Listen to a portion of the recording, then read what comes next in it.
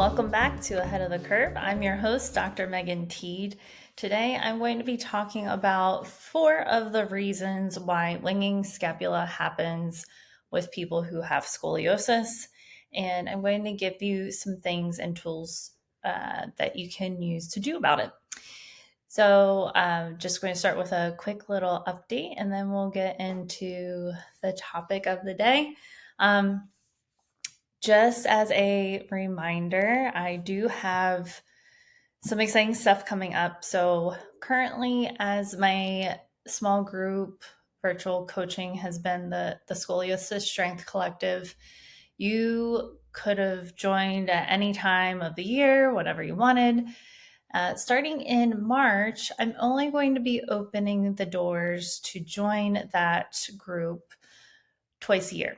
And the first time will be in March, and the second time will be in the fall, probably in September, if I'm doing my math correct. This morning I was trying to map out dates and times and things like that, and that is a challenge for me. So I think that that's correct. It would be September would be the second time in 2025 that I would be opening the doors. So if you're not currently on the wait list for that, make sure you get on the wait list for that, because I'm offering the most discounted rate and pricing to those people that end up purchasing that are on the wait list. So you get a small window of time that you can purchase, and then I'm going to close the door to that group, and then I open the doors to the public, and that pricing is going to be a higher price point. So just be on the lookout for that. I'm excited to have a group of people going through the material together. I've done some updates on things, and I'll give you some more details about that in a coming podcast. So, yeah. And also, our weather has been absolutely gorgeous, and it's crazy what a difference I feel in my body. We had snow for the first time in 8 years, probably 2 or 3 weeks ago, and hibernation mode, just wanted to sit on the couch, watch Netflix. I binge watched this show called Younger. Not like the greatest show in the world, but very entertaining.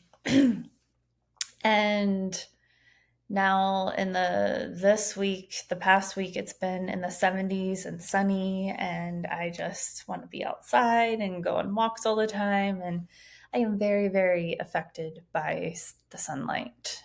So I wouldn't do very well living back up north. That's where I grew up, was in Pennsylvania, if you didn't know that. So anyway, enough updates. I'm going to jump into the topic of the week, which is a very popular topic. I did a YouTube video on winging scapula probably 3 or 4 years ago, and it's one of my most popular videos. And I'm going to elaborate on that video a little bit more and probably go into some different details that aren't mentioned there.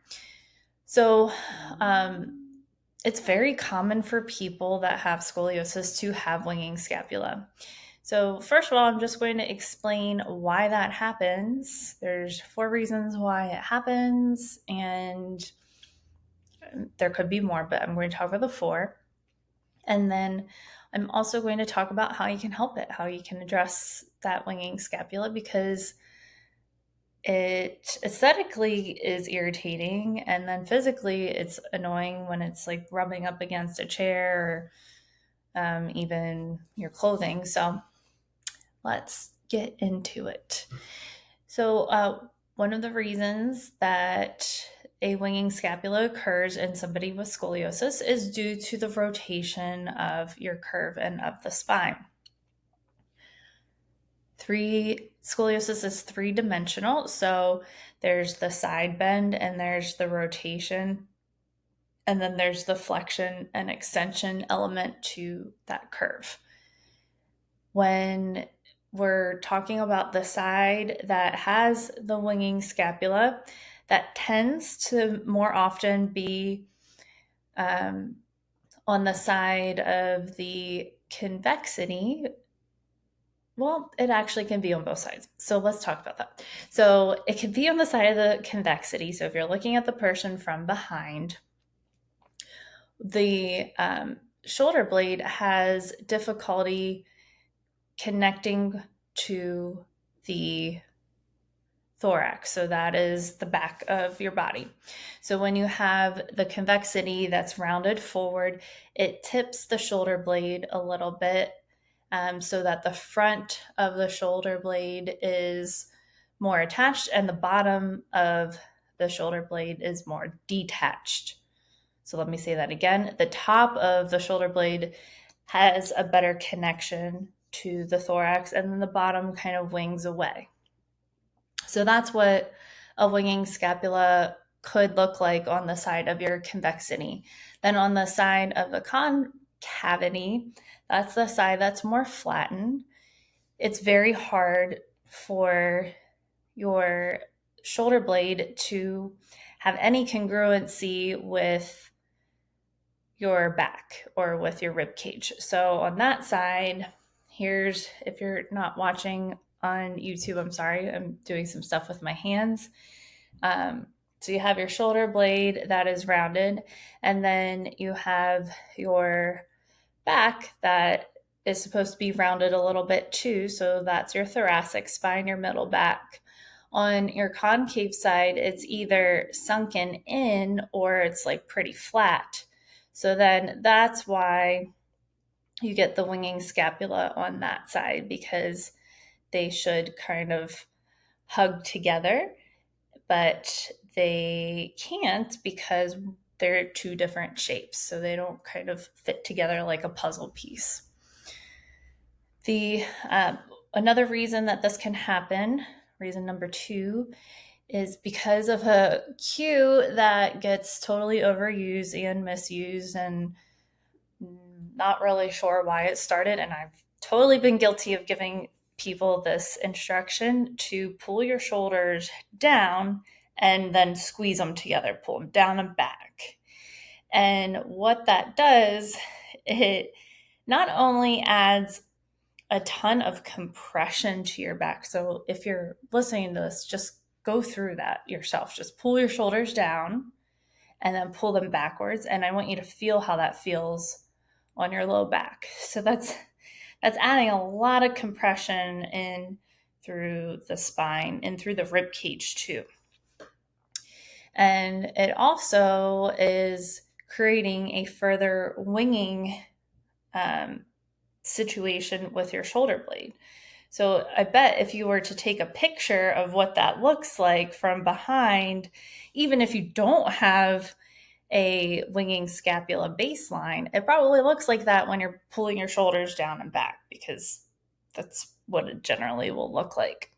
So that could be an interesting thing to do with a loved one who doesn't have scoliosis, and kind of have them do that, watch them do it, and see what happens to their shoulder blades when they pull their shoulders down and pull them back. Another reason is because of a flattened middle back, and we kind of talked about that a little bit due to the rotation of the spine. So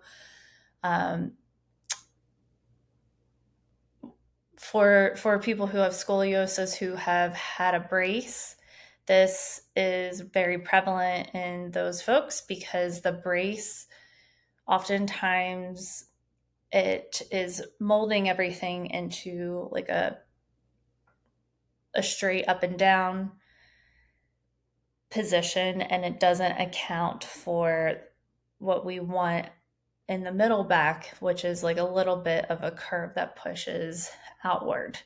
So that's like a kyphosis. So that can be a bad thing if it goes into too much of a kyphosis, but we want like kind of a middle ground where there's a little bit of a curve, but it's not this major flat position, and it's not a major hunched position.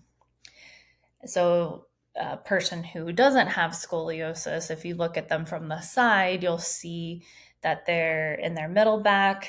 The back will push out a little bit. And then in the lower back, the back will kind of fall in a little bit. So it's like a little bit of an S shape.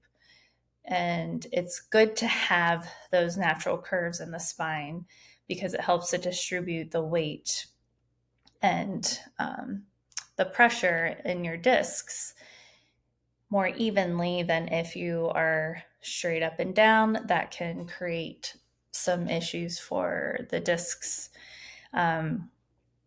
It tends to be a little bit more uncomfortable because it's not as balanced. You just have more of a straight up and down situation, and that adds the pressures. It doesn't distribute the pressures all throughout the spine as evenly. And then the final reason is due to weakness of a muscle called your serratus anterior. So that's a muscle that helps with, if you reach your arms out forward ahead of you, straighten your elbows, and you have a fist, and then you push a little bit further than that, and you feel how your shoulder blades separate from each other, and they flatten against your back a bit when you do that, versus when you pull your shoulders back and squeeze them towards each other, then the shoulder blades come together and they're like further away from the back, and the back travels forward. So the serratus anterior is one of the major muscles that's responsible for that pushing, that extra pushing motion. Or it's also called protraction if you're a movement professional. And I'm sure you're well acquainted with that. Now, what do we do about it? So the biggest thing with scoliosis is to work on derotation. So we can do that through corrective exercise.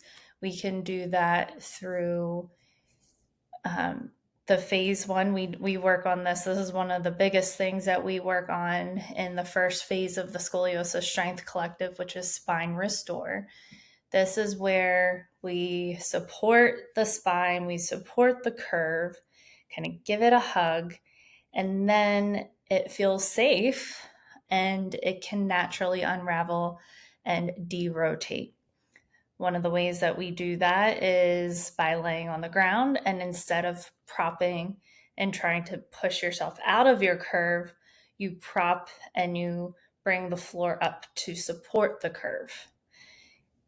And I know that's very different from corrective exercises, which is in a later phase. That's in the phase 2. We do spine correctives. But in the first phase, we are getting your brain and your nervous system prepped, and we're trying to get that permission for things to unravel more naturally instead of forcing them.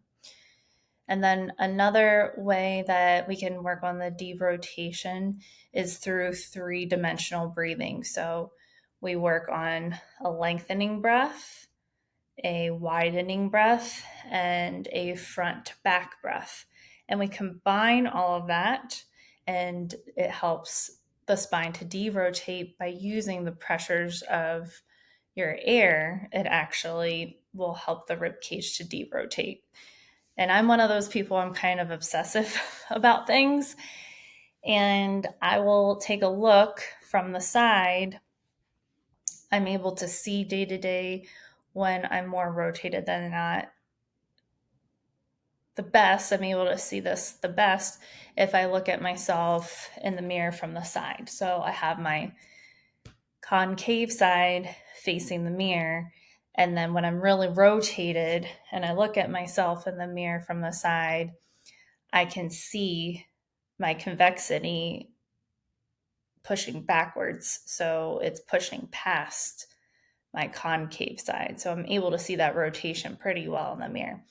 So I tend to look at that first, especially when I'm feeling rotated, just so I can see it tangibly, in addition to feeling it afterwards. And then I'll do my breathing exercises, and then I'll look again.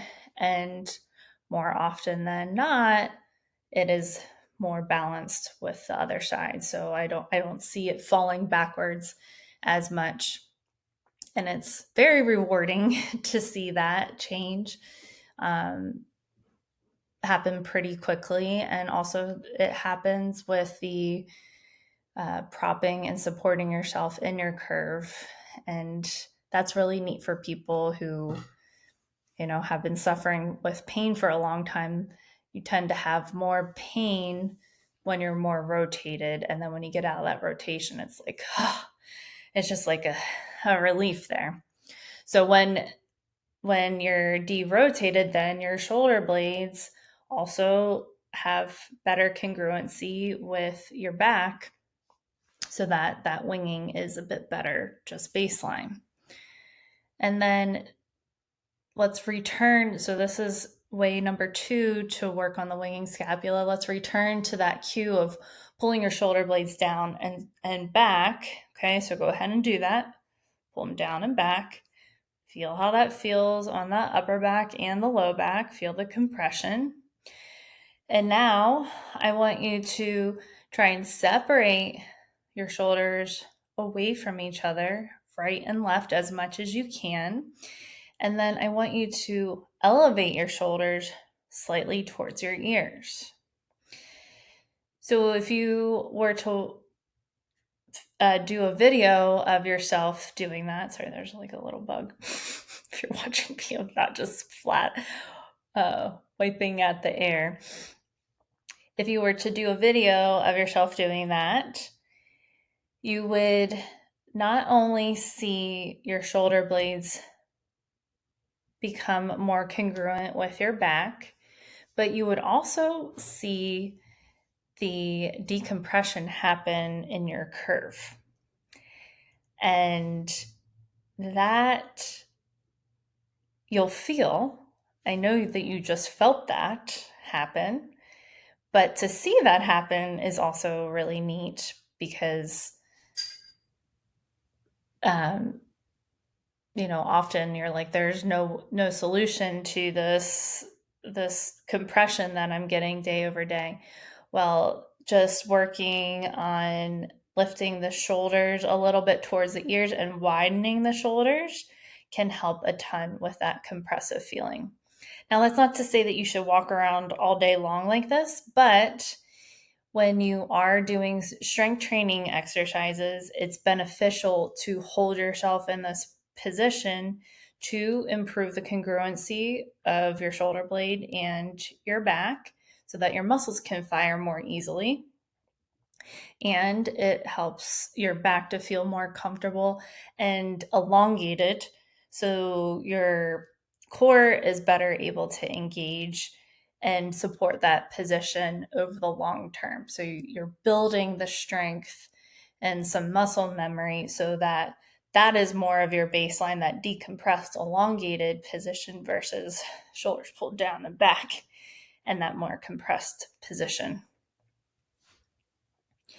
The next way, returning to the flattened thoracic spine that happens with spinal fusion and happens with bracing, is to try to restore that thoracic curve. And one of my favorite ways to do that, I learned this from the movement rev Anna Hartman, is to lay on your stomach with a Coragus ball or squishy ball, 9-inch squish ball, at your chest. So kind of right at your sternum. It's not on your neck, it's not on your belly, but it's on the opposite side of where your shoulder blades lay.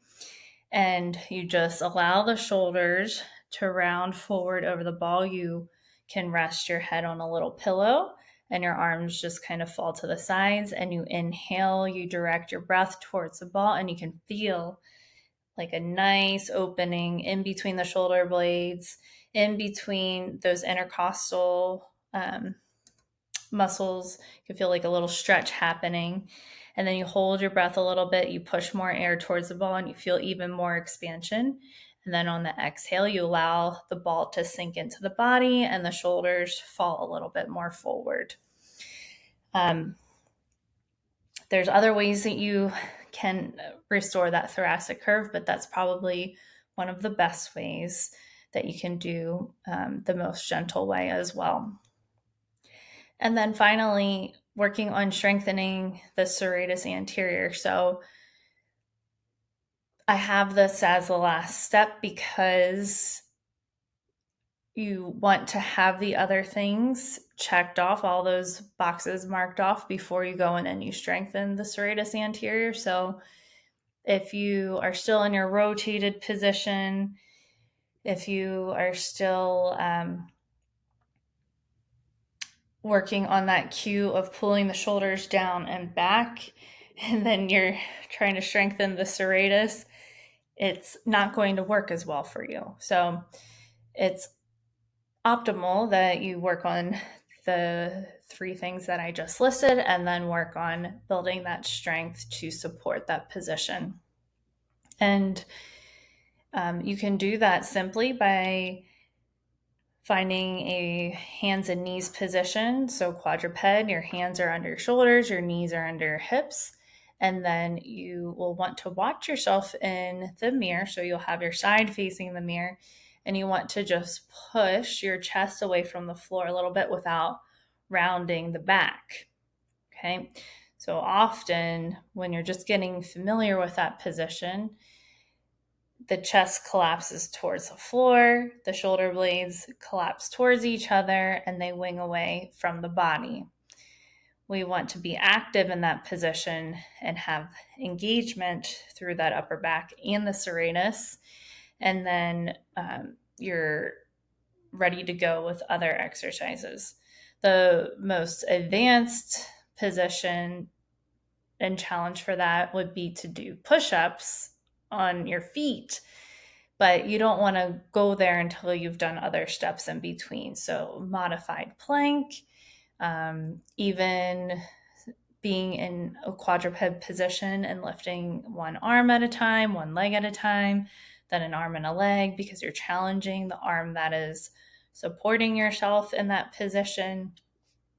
Then moving on to modified plank, working on lifting one leg at a time, holding that position, and then moving on to a full plank up on your feet and your elbows. And then, yes, so if you want to get deeper than that, join the collective. I'm not going to go through a whole treatment plan of how to strengthen your serratus, but that is a really good starting point. So I explained how the winging happens. I hope you were able to visualize a lot of that and even walk through some of that and feel it in your body. And hopefully these 4 ways to help resolve it. So working on derotational exercises, elevating and widening the shoulders versus pulling the shoulders down and back. 3 is restoring your thoracic curve, and 4 is strengthening that serratus anterior. I hope that you found this helpful. If you love somebody that has scoliosis, share this episode with them. If you can give me a star rating or write a review, that's great too. And then again, make sure you have your name on the list for the wait list for the Scoliosis Strength Collective so that you can get the best deal and start to address your scoliosis in a way that you never thought was possible. Thank you for tuning in today. Until next time, stay well and stay ahead of the curve.